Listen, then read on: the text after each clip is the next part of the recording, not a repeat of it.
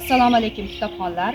Biz hozir Oltiariq farzandi O'zbekiston Badiiy akademiyasi a'zosi, sodiq xizmatlari uchun medali sohibi, usta sozgar Rahmonali Nortojiyev xonadoniga tashrif buyurdik. Qani? Assalomu alaykum. Avvalo xush kelibsizlar.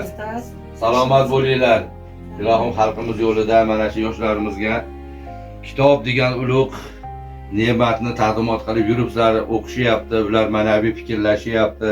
Yoshlarimiz bo'sh paytasi qachon qarasam onalaring to'la bolalar bilan bo'ladi. O'sha ziyo tarqatyapsizlar.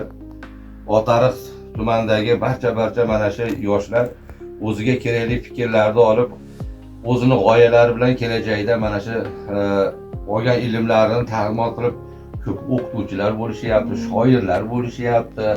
Barcha kasblarda o'zini joylarini topib ketishyapti. Avvalo sizlarni o'sha kutib olishlaringiz, xodimlaringizga rahmat.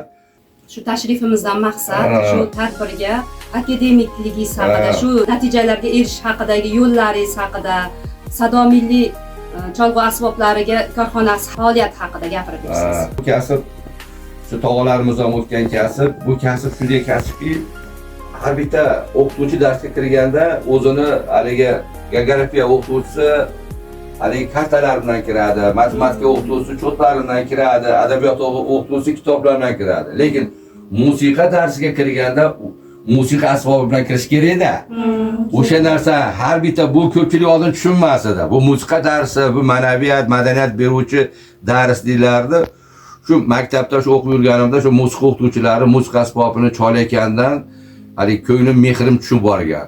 Keyin yillar o'tib shu men o'sha 96-yilda Farg'onada Sado milliy cholg'u asboblar ishlab chiqarish korxonasini ochganman. Unda odamlar hayron qolgan. U qanaqa korxona bo'ladi? Milliy cholg'u asboblar fan bo'ladi bu narsa degan fikrlarimdan yashadim. Balki UNESCO har 2 yilda bir marta Samarqandda shahar taronalari bo'ladi, bilasizlar.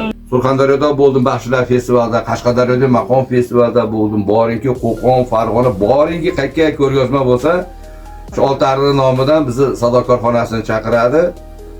Shu darajalarga yetishga orqasi mehnat.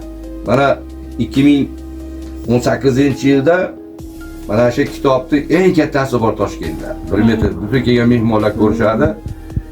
Yilning eng yaxshi hunarmandi nominatsiyasiga ega bo'lganman. Mana shu narsa buni o'sha O'z Expo Centerda bo'lgan mana shu kitobga a'zo bo'lib, bizda ham mana shu dunyodagi odamlar shu kitobni ochib, qo'l qo'yib ketishadi. Rahmat ustoz, sog' bo'ling. Ijodlaringizga omad. Xudo xohlasa endi kutubxonamizda shu o'qisak, yoshlarga ham shu fikrlaringizni, shu olib borayotgan yo'nalishlaringiz to'g'risida ma'lumot berasiz. Avvalo, bizni targ'ibotimiz avvalo sizlar. Sizlar albatta yonimizda birgalikda faoliyat qilsak, xalqimizga ma'naviy oziqa beramiz degan umiddaman. Rahmat. Islom Karimov san'at saroyida bo'lib o'tgan o'sha tadbirda ham ko'rib, juda ham sizdan faxrlandik. Rahmat. Ijodlaringizga omad. Bitta yurtda tug'ilganimizdan tumanda faxrlanamiz siz bilan. Salomat bo'linglar. Iloyim bundan-da martabalaringiz ulug' bo'lsin. Salomat bo'ling. Ijod qilishdan to'xtamang.